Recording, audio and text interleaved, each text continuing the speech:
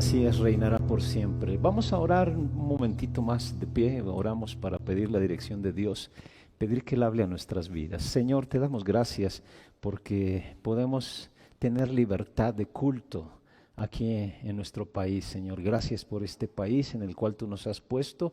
Permite, Señor, que podamos ser sabios en aprovechar esa libertad que tú nos has dado y que esto sea oportuno para compartir el Evangelio, compartir buenas nuevas, Señor, en todo momento y en todo lugar. Ahora rogamos que hables a nuestras vidas a través de tu palabra. Lo rogamos en Cristo Jesús. Amén. Tome su lugar, por favor. Tome su lugar. Acabamos de leer hace un momento allí en Mateo capítulo 9, una pequeña historia de un par de ciegos que se acercan a Jesús y claman por misericordia, y Jesús les dice que si ellos creen que Él puede hacer algo por ellos, que si ellos creen que el Señor puede devolverles la vista, les dice: ¿creéis que puedo hacer esto? Y ellos dijeron: sí, Señor. Entonces dice que el Señor Jesús les tocó los ojos diciendo: conforme a vuestra fe os sea hecho. Ustedes recuerdan que hemos estado hablando por varias semanas acerca de la fe, cómo fortalece Dios nuestra fe en tiempos difíciles. Y precisamente el título de hoy, del último sermón de esta serie, es cómo fortalece Dios su fe. Aquí en Mateo 9:29 dice: se hará con ustedes conforme a su fe. Y realmente esa, podría decir yo, es como la clave para una gran aventura de fe. Una gran aventura de fe. Dice: conforme a su fe. El Señor nos dice: ustedes eligen cuánto quieren que yo bendiga sus vidas. En Marcos 9:23 dice: para el que cree todo es posible. Como si el Señor Jesús nos estuviera diciendo: tú crees, yo obro.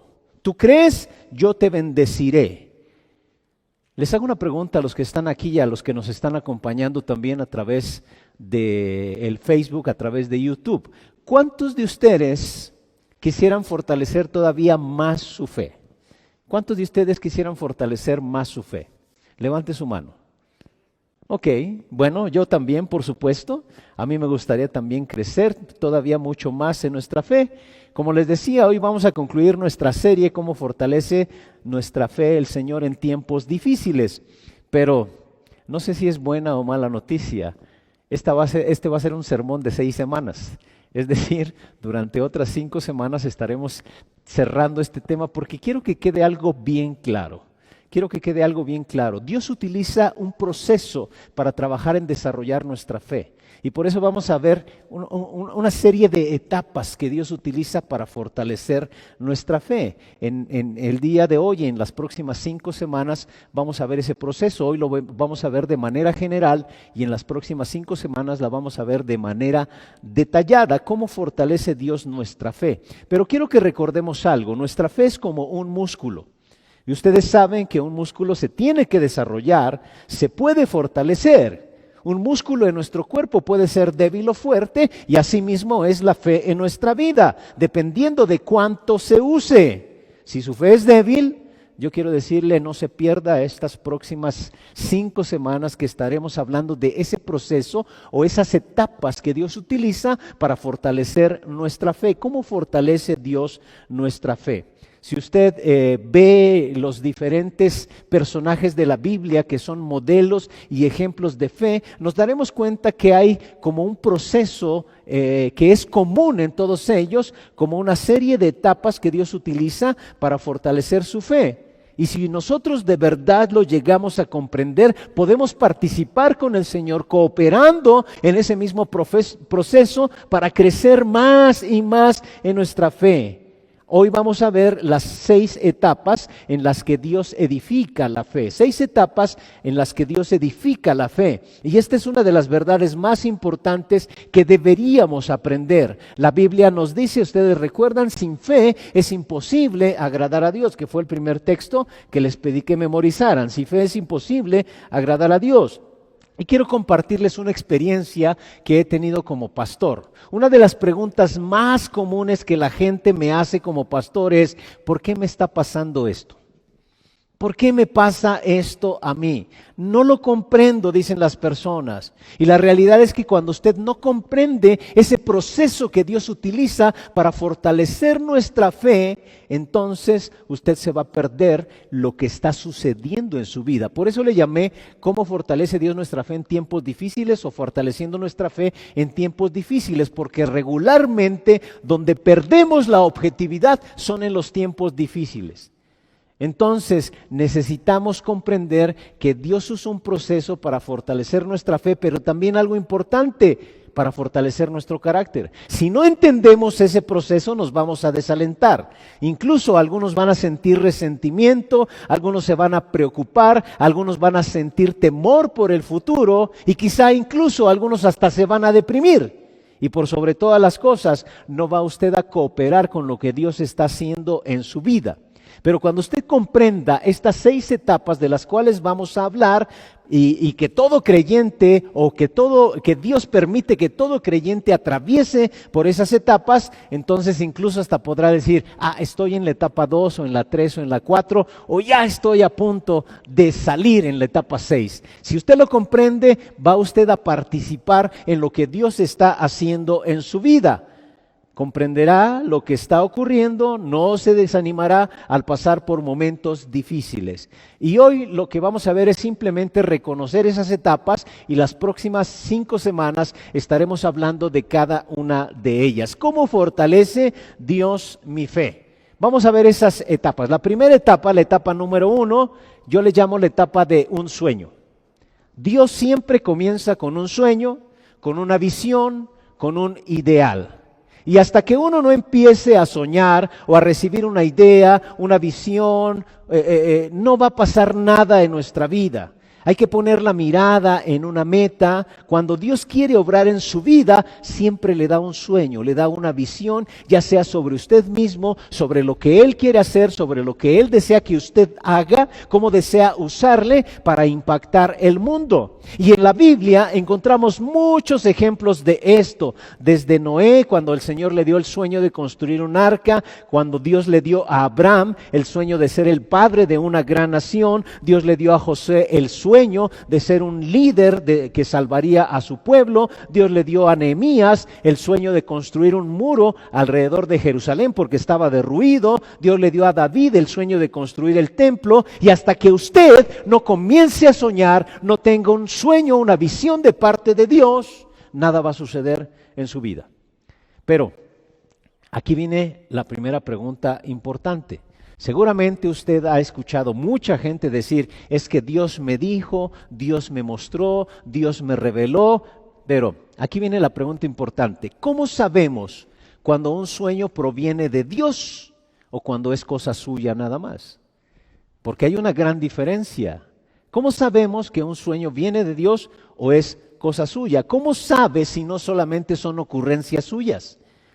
Yo a veces le he dicho, ¿no? Hay gente que dice, es que Dios me mostró, y le digo, pues a lo mejor son los tacos que te comiste la noche anterior y tienes una indigestión y por eso estabas viendo algunas visiones extrañas por la noche. Pero ¿cómo saber si realmente un sueño viene de Dios? Y hay un pasaje que también aprendimos de memoria, que es Efesios 3:20, al que puede hacer muchísimo más que todo lo que podemos imaginarnos o pedir por el poder que obra en nosotros. La Biblia nos dice que Dios puede bendecirnos infinitamente más allá de nuestras más sentidas oraciones, deseos, pensamientos y esperanzas. Grábese bien esto, el sueño que viene de Dios, los sueños que provienen de Dios para su vida son tan grandes que usted no los puede cumplir por sus propios medios. Si usted los pudiera realizar por sus propios medios, entonces se volvería un poquito vanidoso. Y la realidad es que Dios quiere llevarse toda la honra y toda la gloria. El sueño, la ambición que proviene de Dios demanda fe. Demanda mucha fe. Si es algo que yo puedo hacer, no tendría necesidad de mucha fe. Pero los sueños, lo que Dios le pide a usted que haga en su vida y con su vida, es algo tan grande que se necesita mucha fe. Se requiere de mucha, mucha fe. Si usted no tiene fe, usted no agrada a Dios. Recuerda el pasaje que vimos, porque sin fe es imposible agradar a Dios. Incluso hay otro pasaje que dice que lo que no proviene de fe es pecado. Dios comienza o inicia por darnos un sueño, darnos una visión. Él ha estado hablando seguramente a muchos de ustedes, a muchos de los que nos están acompañando, pero solamente que a lo mejor no lo han reconocido o se han hecho los oxisos también. Ese sueño, esa idea, ese concepto que viene de parte de Dios para su vida sería de verdad de gran beneficio para muchos. Si usted pusiera manos a la obra, sería de gran beneficio para muchas personas, porque proviene de Dios. Y es algo que seguramente usted diría, ay, no, yo no podría, eso es muy grande. Viene de Dios, porque las cosas que provienen de Dios son tan grandes que se demanda de fe para poder llevarlas a cabo. Y aquí hay otra cosa, para que usted también, y esto lo vamos a ver más claro en cada semana, Ahorita nada más le estoy dando algunos pequeños tintes de lo que vamos a ver durante esas 5 semanas. Por ejemplo, también algo que es un sueño que viene de Dios, que es la voluntad de Dios. Grábese esto: la voluntad de Dios nunca va a contradecir la palabra de Dios. Grábese bien esto: la voluntad de Dios nunca va a contradecir la palabra de Dios. Yo le decía hace poco que de repente escuché a una persona decir, no, es que Dios me dijo que dejara a mi esposa porque ella es un estorbo para el ministerio. ¡Ey! Eso no dice la Escritura, ¿no? A muchos les daría muchas ganas, ¿no? Pero eso no dice la Escritura.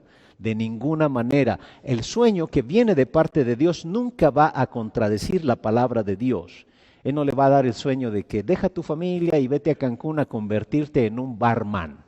De ninguna manera. Ese no es un sueño que proviene de Dios. La voluntad de Dios nunca contradice la palabra de Dios. Hay que mantener todo en el contexto de la palabra de Dios. Y Él, nuestro Señor, comienza por hacernos descubrir el sueño que viene de Él para nuestras vidas. Esa es la etapa 1. Y les digo, por ejemplo, este es lo que vamos a ver la próxima semana. Cada una lo vamos a ver en una semana. Etapa número 2, decisiones.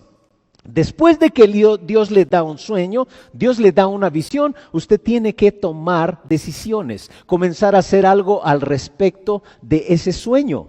No va a ocurrir absolutamente nada con el sueño que usted descubrió hasta que despierte y ponga manos a la obra, le ponga acción.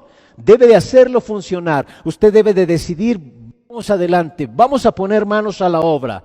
Y hay solo una persona que toma decisiones dentro de un grupo de 10. Solamente 1 de 10 son los que toman decisiones respecto a buenas ideas que tienen en su mente. Incluso los cristianos que reciben de parte de Dios alguna visión, algún sueño, el conocimiento de su voluntad, desgraciadamente solamente 1 de cada 10 hace algo al respecto. Eso es muy, muy poco. Muchos tienen sueños, muchos tienen ambiciones, pero nunca llegan a la etapa 2. Tomar la decisión de poner manos a la obra. Vea lo que dice Santiago 1 del 6 al 8. Pero que pida con fe sin dudar, porque el que duda es semejante a la ola del mar, impulsada por el viento y echada de una parte a otra. No piense pues ese hombre que recibirá cosa alguna del Señor, siendo hombre de doble ánimo, inestable en todos sus caminos. El Señor dice que no debemos ser de doble ánimo. Debemos de ser gente de decisiones. Incluso la palabra fe en griego realmente es un verbo. Es un verbo, no es un sustantivo como nosotros lo conocemos. Es algo activo, no es pasivo, es algo que se hace. Y la toma de decisiones es una actividad que produce fe. Se usan los músculos de la fe y durante esta etapa, es decir, el momento de la verdad, se toman decisiones y va usted a tener que hacer varias cosas. Usted tiene que invertir. Ahí se lo puse ahí en el boletín. Usted tiene que invertir. Es la decisión de invertir ya sea tiempo, incluso a veces dinero, esfuerzo, como decía el comercial aquel de la guía Roji, ahorre tiempo, dinero y esfuerzo. Tiempo, dinero, incluso reputación. ¿Y por qué digo reputación? Imagínese usted a Noé. Cuando Dios le dice, vas a construir un arca. ¿Cuánto tiempo se tardó en construir el arca? ¿Alguien recuerda? Se lo dije al principio, ¿cuánto? 120 años. En 120 años no llovió. Imagínese la reputación de Noé. Imagínese los hijos. ¿Qué le dirían sus vecinos a los hijos de Noé? Oye, tu papá de verdad que sí está, pero le patina, ¿no? Ajá. Reputación también que hay que invertir.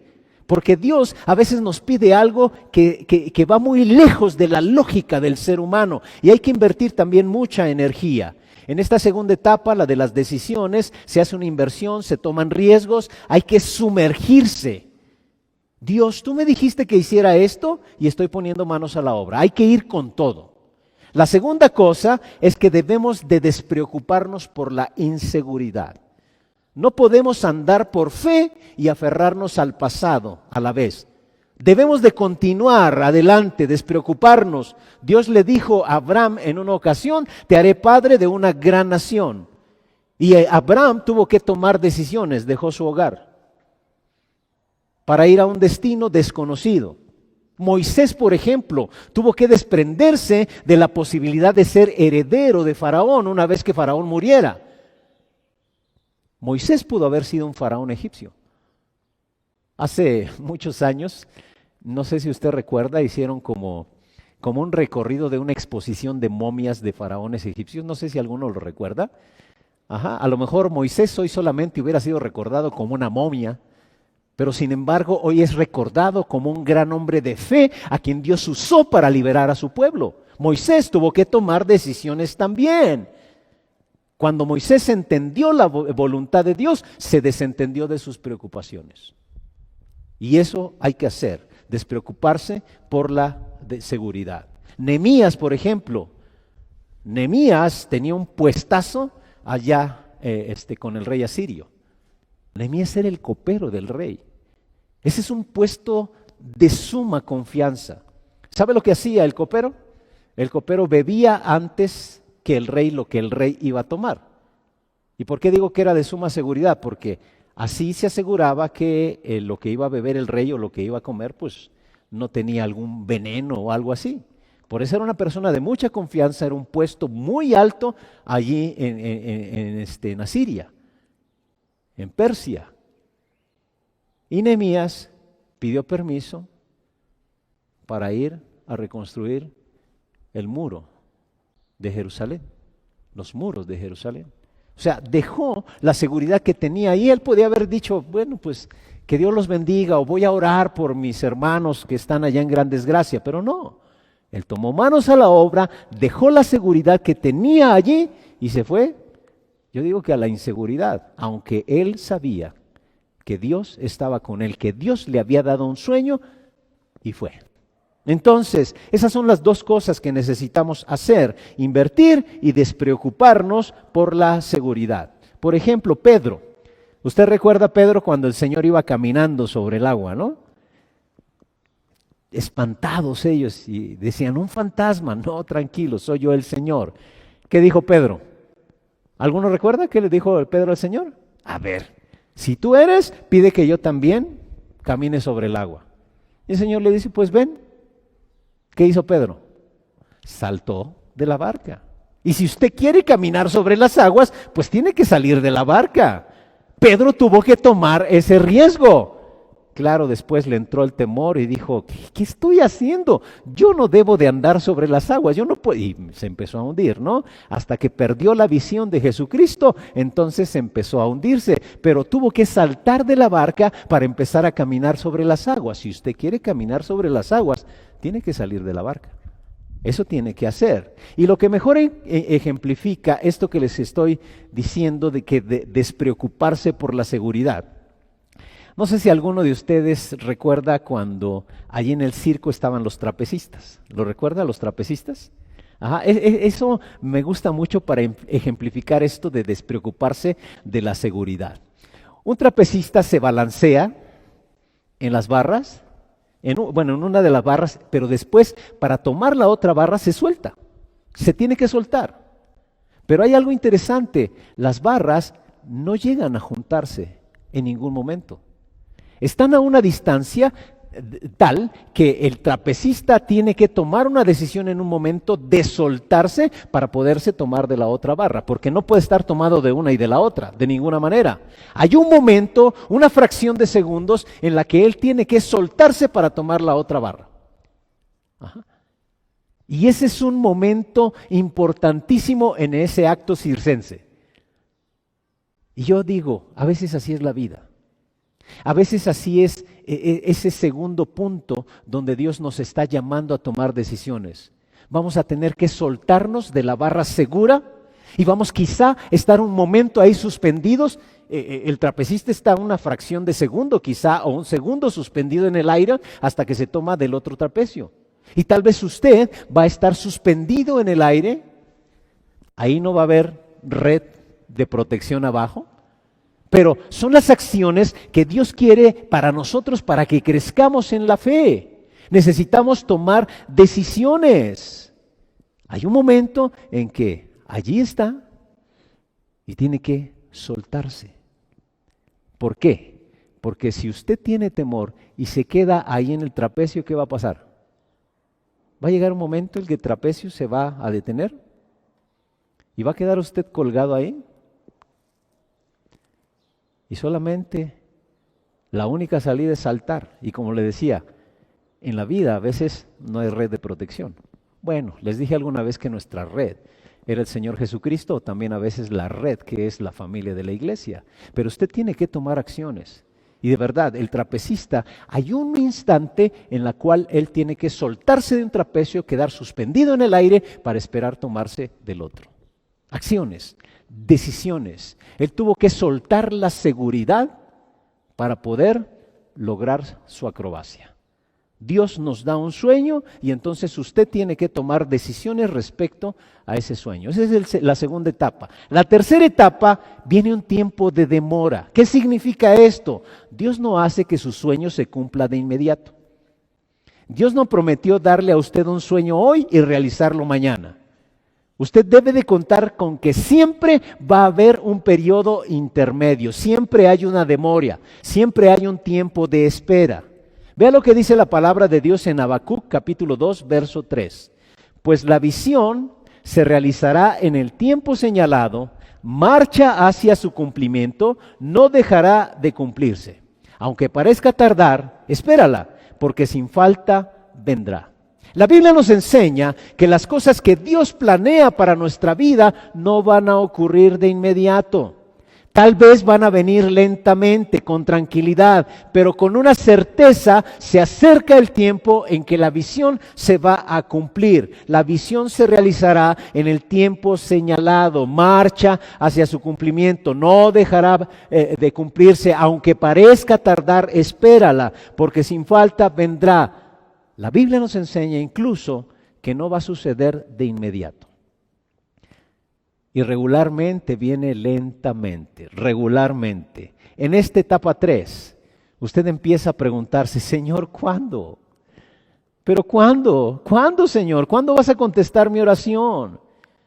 Yo no sé si usted se ha dado cuenta que a los mexicanos no nos gusta esperar. Nos cuesta trabajo esperar. Cuando usted va al Seguro Social, híjole, se hace eterno esto. Y dicen que en el ISSSTE está peor, ¿no? No nos gusta esperar. Cuando usted está en un embotellamiento, no espera, sino desespera. Cuando le dan un regalo, está ansioso de ya abrirlo, ¿no? Bueno, no nos gusta esperar. Pero lo que más nos disgusta es tener que esperar en Dios. Yo no sé si usted alguna vez ha tenido prisa y Dios no. ¿Le ha pasado? Usted tiene prisa, pero Dios no. Dios no tiene ninguna prisa. Cómo es desesperante eso para nosotros. A veces para algunos es molesto. Usted está listo, pero Dios todavía no. Dios quiere trabajar en usted antes de trabajar en el proyecto. Dios quiere trabajar en su carácter antes de trabajar en la meta, en el sueño, en la visión. Cada creyente en la historia ha tenido que estar en la sala de espera de Dios. Una vez leí a un hermano que le llamaba a esa espera la universidad del estudio de la espera de Dios. Y decía, y lo digo así porque hay muchos que todavía no se han graduado. Y a lo mejor algunos están en segunda vuelta, como los exámenes acá en la UNAM, ¿no? Segunda vuelta, no pasaste el primer examen, segunda vuelta. Y más te vale que seas paciente. No sé si le ha pasado. Algunos estamos ahí en la sala de espera de Dios. Nuevamente, Noé, ¿cuántos años esperó? 120 años, desde el momento en que él comenzó a construir el arca hasta que comenzó a llover. Abraham, el Señor le dijo que iba a ser el padre de una gran nación y tuvo su hijo hasta los 99 años. ¡Wow! ¿No? O a Moisés, el Señor le dijo que sería el líder que libraría a su pueblo después de los 40 años de esclavitud y luego lo hizo esperar por 40 años en el desierto antes de que eso ocurriera. José pasó años en la prisión antes de que Dios lo levantara y se convirtiera en el gobernante que Dios quería que él fuese. El Señor ungió a David como rey y luego David tuvo que esperar años hasta que llegó a ser verdaderamente el rey. Hay un ejemplo en el Nuevo Testamento que me encanta y me han oído que lo he mencionado, el ejemplo de Juan el Bautista, sus padres, Elizabeth y Zacarías. Zacarías dice que estaba sirviendo allá en el templo, se le apareció un ángel del Señor y le dijo, Zacarías, tu oración ha sido escuchada. Yo me imagino que Zacarías diría, ¿cuál oración? ¿Cuál oración? Yo he orado muchas cosas. Vas a tener un hijo. ¿Qué? ¿A tener un hijo? Y seguramente, voy a decir a lo mejor una locura, no lo dice la Biblia, pero seguramente él ya había dejado de orar por su hijo. Si eran viejos, él y su esposa. Imagínense que Dios le hubiera respondido 40 años antes quizá y le hubiera dado un hijo. ¿Quién sabe quién sería? Pero lo hizo esperar para darle a Juan el Bautista. No le dio cualquier hijo. ¿Sí me explico? A veces tenemos que pasar por la sala de espera del Señor. El mismo Señor Jesucristo vino a la tierra y tuvo que esperar 30 años en la carpintería hasta iniciar su ministerio. ¿Por qué esperamos? ¿Sabe por qué? ¿O por qué Dios hace que esperemos? Porque eso nos enseña a confiar en Él. Eso nos enseña a aprender que sus tiempos son perfectos. Y una de las cosas que debemos aprender es que Dios nos enseña que las demoras nunca van a destruir sus propósitos. Nunca. Una demora no implica una negativa. Alguna vez ya le he dicho, los niños tienen que aprender entre un no y un todavía no. A la hora de la comida, a lo mejor usted llegó y compró helado y los niños quieren, antes de comer, quieren helado y usted les dice, todavía no. Y ellos entienden que es un no. Y se desesperan, incluso hacen alguna rabieta, pero tienen que entender eso. ¿Saben qué? También eso tenemos que aprender nosotros del Señor. Entre un no y un todavía no. Hay una gran diferencia y en muchas ocasiones Dios nos dice, todavía no. Y acuérdese, no es un no, no es una negativa, es un todavía no. Pero como los niños a veces pensamos, Dios está diciendo que no. La demora de Dios no significa una negativa. La demora nunca destruye los propósitos de Dios para nuestra vida. Y una reacción común en esta etapa es que comenzamos a dudar. Algunos piensan, quizá malentendí la visión de Dios. Quizá la malentendí. Y yo le pregunto a usted, ¿cómo reacciona cuando usted está en la sala de espera de la vida? ¿Por qué? Porque la manera en que usted reacciona, eso demuestra su fe. La manera en que reaccionamos ante las demoras de Dios es lo que revela cómo anda nuestra fe. Una vez que comenzamos a seguir hacia adelante, en este periodo de la demora llega la etapa 4. Y la etapa 4 es la etapa de la dificultad. No solamente debe de esperar, sino también va a tener problemas mientras espera. Malas noticias tal vez para algunos. Esencialmente va a tener que esperar dos tipos de problemas. Algunas circunstancias difíciles, pero también críticas. muchas críticas, espérelas de verdad. Cuando usted descubre el sueño que Dios le da, habrá circunstancias, va a haber obstáculos. Moisés tuvo dificultades. Él sacó a los hijos de Israel de Egipto, los llevó hacia la tierra prometida y tuvo un problema tras otro y crítica tras crítica. Una cantidad enorme de quejosos a los que él iba guiando. Bueno, después serpientes venenosas mordiendo a muchos. Problema tras problema. Ellos estaban haciendo lo que Dios quería que hicieran, no obstante tenían problemas. David, cuando él fue ungido rey, varios años después, Saúl lo persigue. Y debe de esconderse allí en cuevas, en cavernas. José tenía el sueño de ser un gobernante y lo venden como esclavo. Después se le acusa falsamente de violación. O sea, observa, se ponen las cosas difíciles. José se está consumiendo allá en la cárcel. Nadie sabe que está allí. Hay dificultades después de la demora. ¿Puede usted imaginarse las dificultades de Noé? ¿Meter un zoológico ahí en un barco? O sea, puede usted, y luego ya dentro, ¿no? Me encanta, hay una obra de Marcos Vidal que se llama El Arca, precisamente, donde él pues narra la historia como lo que está ocurriendo allá adentro. La serpiente pica al burro y el burro se queja. Es interesante, ¿no? O sea, imagínese todo lo que tuvo que soportar Noé para meter a ellos a sus casas. Bueno, no estamos tan lejos de experimentarlo, ¿no? ¿Cuánto se tuvo que soportar para que la gente se metiera a sus casas ahora en la pandemia, ¿no? Pero dificultades. Y viene toda clase de problemas. La Biblia, por ejemplo, muestra que al morir Moisés, Josué fue nombrado el sucesor. Después de que Moisés condujo al pueblo por el desierto, le toca a Josué continuar la tarea. Y llegan a la tierra prometida y se dan cuenta que de verdad había unos gigantones, los cuales Josué ya sabía que existían. Allí, en la tierra prometida, aún allí en la tierra prometida, hay problemas. Porque allí es donde Dios pone a trabajar nuestra fe y nuestra integridad.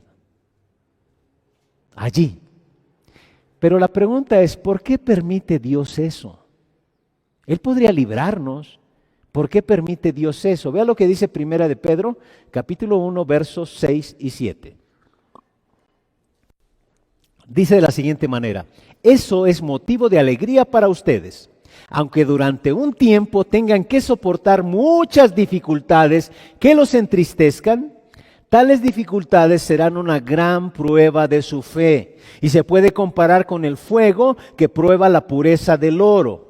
Pero su fe es más valiosa que el oro, porque el oro no dura para siempre. En cambio, la fe que sale aprobada de la prueba dará alabanza, gloria y honor a Jesucristo cuando Él regrese. ¡Fabuloso! Dice que nuestra fe es más grande que el mismo oro. Y si para probar el oro, para purificar el oro, se tiene que pasar por fuego, imagínese su fe. Porque su fe es más pura, más grande que el oro. Pero vea el objetivo, incluso la fe que sale aprobada de la prueba dará gloria, alabanza y honor a Jesucristo cuando Él regrese. ¿Por qué nos mete en tales circunstancias Dios? Porque dice, su fe va a ser probada.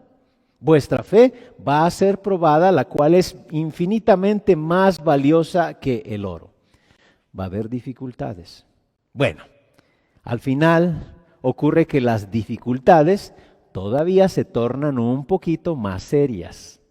Todavía. Hasta llevarnos a un límite en el cual usted tal vez lo ha intentado todo, ha agotado todos los recursos y dice, ya no puedo más. Es como si usted entrara, y esta es la quinta etapa, a un callejón sin salida. La situación pasa de difícil a imposible. Así, en esas etapas Dios nos lleva para probar nuestra fe. Nos lleva de algo difícil a algo totalmente imposible. No hay esperanzas, no hay salida, no queda ninguna alternativa. Y si usted está en esa etapa, felicidades, porque no está solo. Todos los creyentes pasamos por ello. Incluso el apóstol Pablo dice ahí en 2 Corintios capítulo 1 versos 8 y 9, hermanos, queremos que sepan acerca de los problemas que afrontamos en Asia. Tuvimos que soportar una carga demasiado pesada para nosotros y estábamos tan desesperados que incluso perdimos la esperanza de seguir viviendo. En el fondo de nuestro corazón sentíamos que se nos había dado sentencia de muerte. Pablo mismo pensaba, ya no hay salida de esta. Pero vea lo que dice a continuación. Sin embargo, esto sucedió para que aprendiéramos a dejar de confiar en nosotros mismos y confiáramos en Dios, quien es capaz, observe la última frase, de resucitar a los muertos. Dios es capaz de resucitar a los muertos. Pablo está diciendo, los problemas, los sufrimientos que tuvimos fueron tan tremendos que no podíamos soportarlos. Creíamos que íbamos a morir, pero eso nos ayudó a no confiar en nosotros mismos, sino en Dios, que incluso puede hacer que los muertos vuelvan a la vida. Imagínese usted, si Dios es capaz de resucitar, si Dios es capaz de levantar a la gente físicamente, el Señor puede hacer resurgir cualquier emoción, cualquier trabajo que pueda estar considerado casi muerto.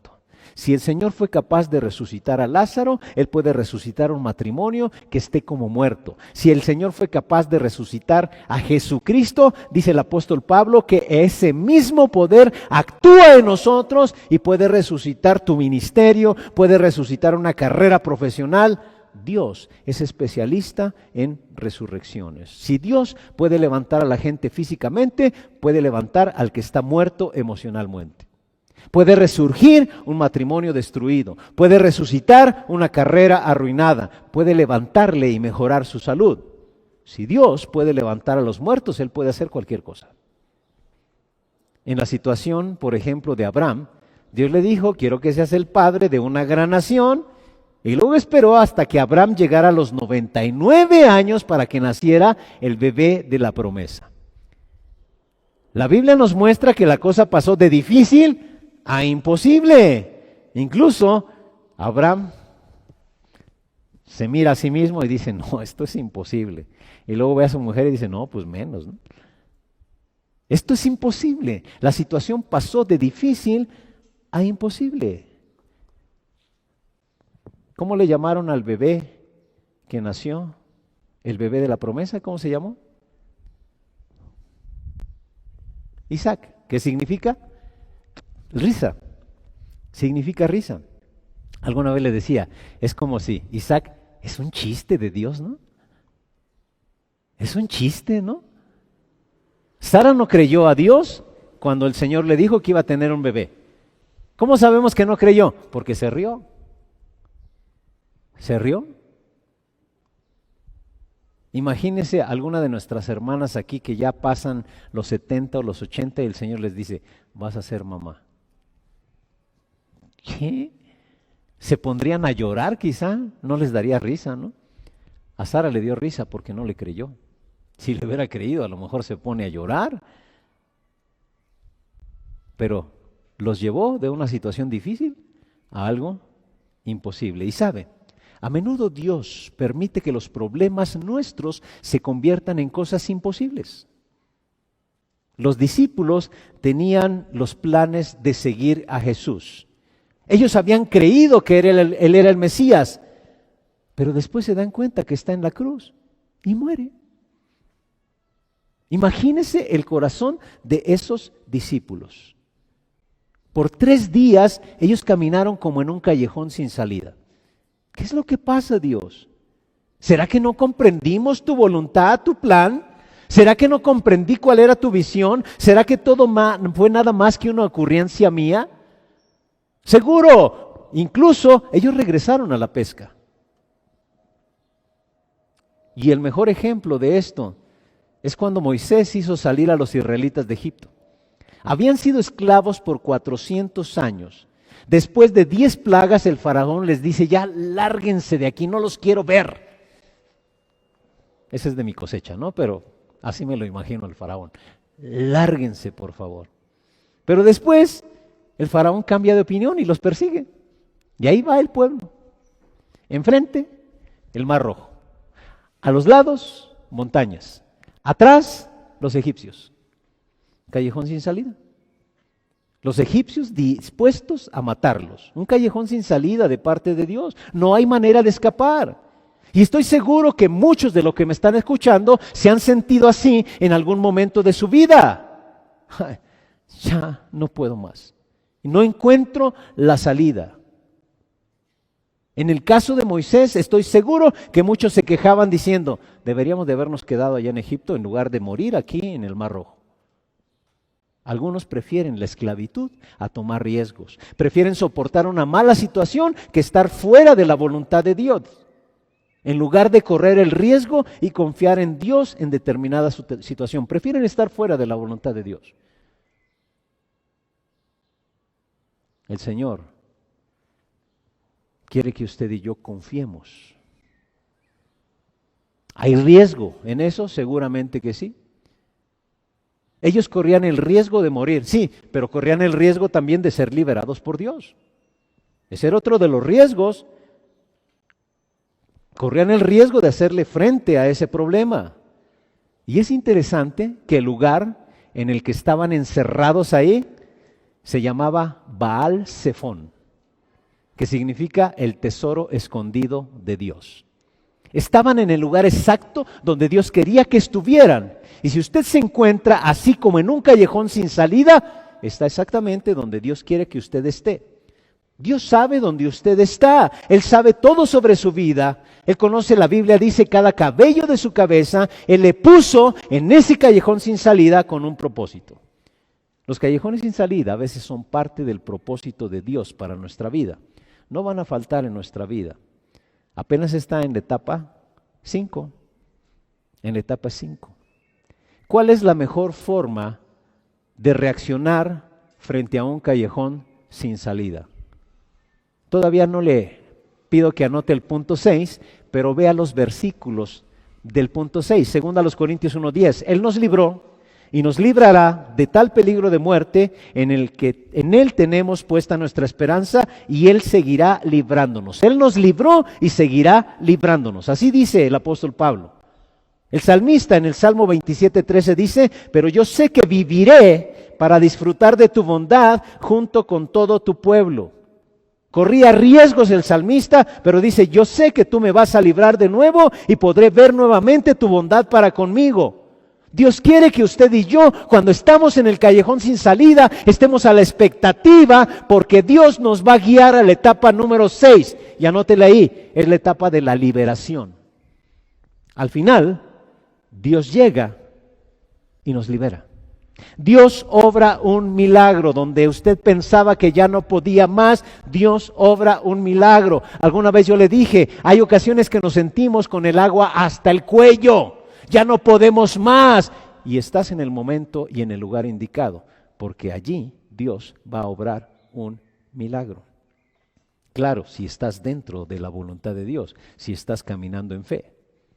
Porque hay ocasiones que solitos, por nuestras malas acciones y decisiones, nos metemos en problemas.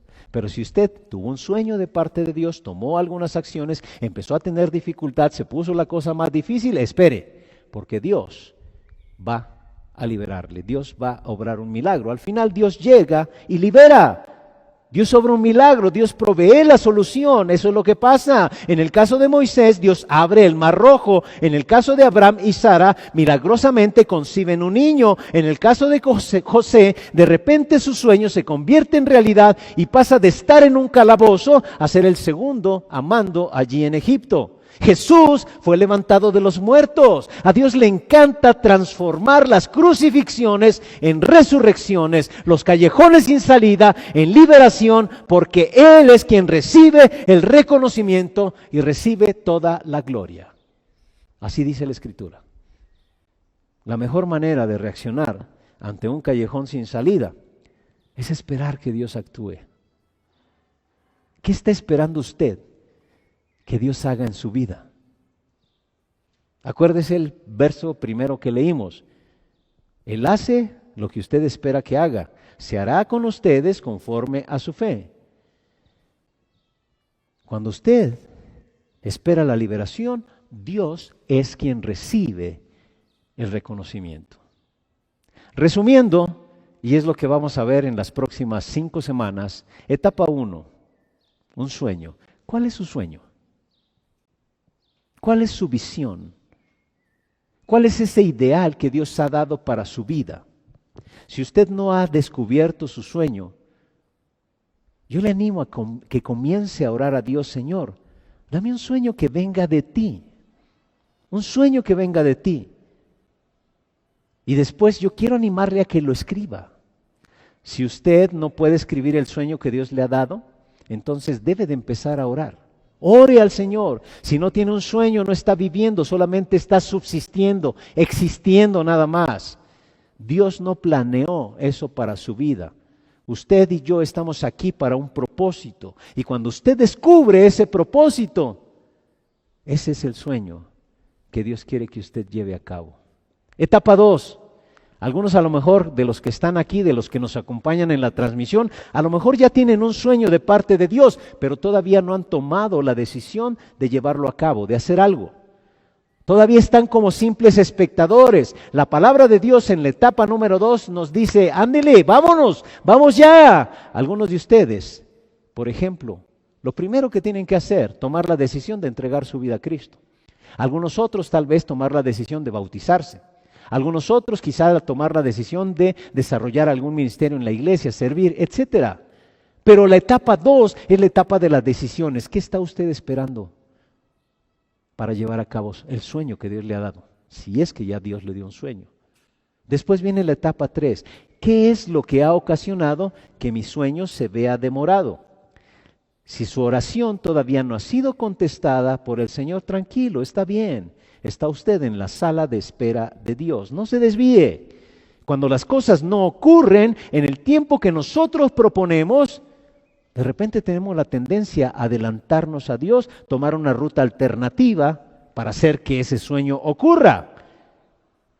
Y si usted lo hace, puede usted estar tomando una decisión equivocada. Yo tengo 3 recomendaciones aquí. La primera es: espere. La segunda es: espere. Y la tercera es: espere también. Espere de verdad. Espere a que Dios ponga su mano sobre ese sueño. En la etapa 4, ¿a qué dificultades usted ha tenido que hacer frente al esperar que ese sueño se cumpla? Está siendo probado, pero ¿sabe qué? No va a ser la última vez que va a ser probado.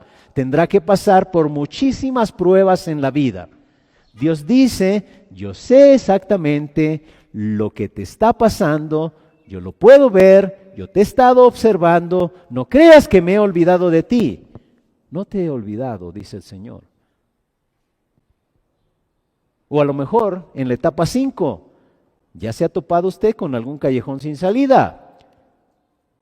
Y desgraciadamente, en esta etapa, algunos están a punto de darse por vencidos. Algunos están ya listos para darse por vencidos. Yo les digo, no lo hagan. Están en el lugar exacto en el que Dios los quiere tener. Están casi listos para que Dios obre un milagro y los lleve a la liberación. La palabra de Dios para ustedes en ese momento es: aguanta un poco, sigue creyendo, no te des por vencido. Porque viene la etapa número 6, la de la liberación. Yo le pregunto, ¿usted espera y confía que Dios le va a liberar?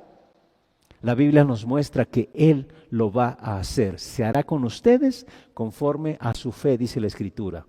Sabe, la Biblia nos muestra que Dios es fiel. Él hará lo que nos dice que hagamos, pero no va a ocurrir en el tiempo de un día para otro. Debemos de pasar por las etapas del sueño, la decisión, la demora, la dificultad, el callejón sin salida, pero no se desespere, porque viene la liberación.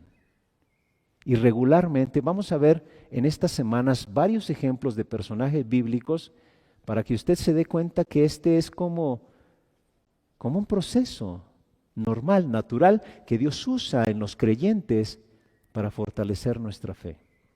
Por eso le dije que iba a ser un sermón de 6 semanas.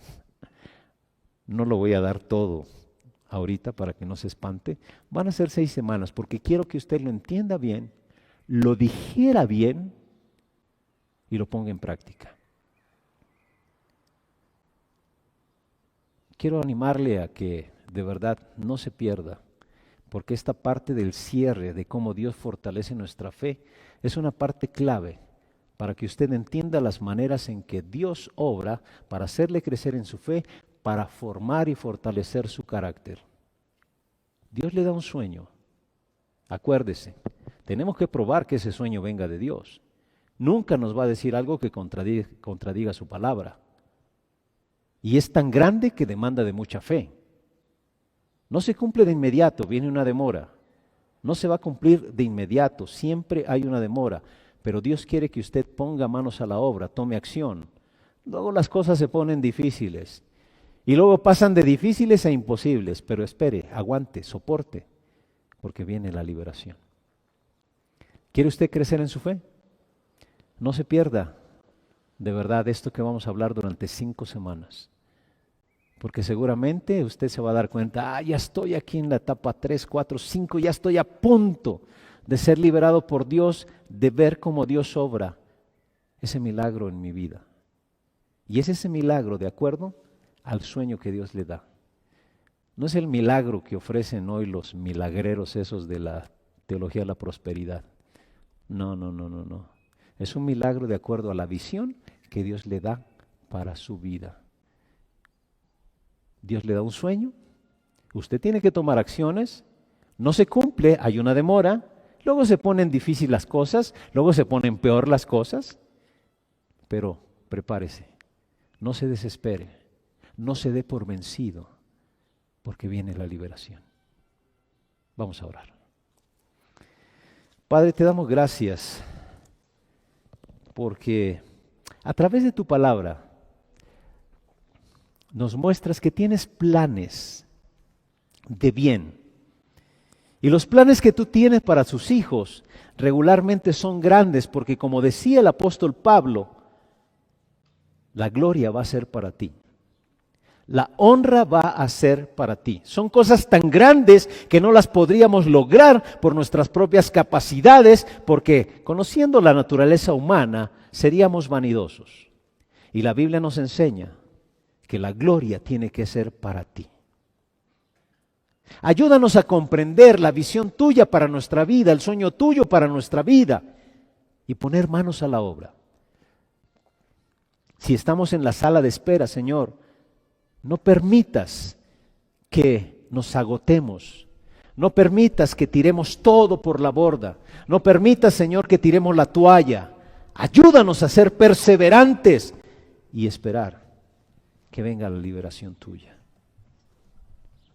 Señor, permite que de esta manera nosotros, tu iglesia, de verdad, cada uno de nosotros, los miembros de tu iglesia, podamos tener una visión grande de lo que tú quieres para nosotros y no más estar pasivos. La fe denota acción, y si vamos a crecer en la fe es un músculo que se desarrolla al ponerla a funcionar. Permite que cada hermano aquí de la iglesia y de los hermanos que nos están acompañando después de estas próximas 5 semanas, de verdad, no se quede más pasivo. Si quiere crecer, que empiece a tomar acciones. E incluso, Señor, fuérzanos para que tomemos esas acciones y crezcamos en nuestra fe. Nos ponemos en tus benditas manos en el nombre de mi Señor Jesucristo. Amén y amén. Dios le bendiga.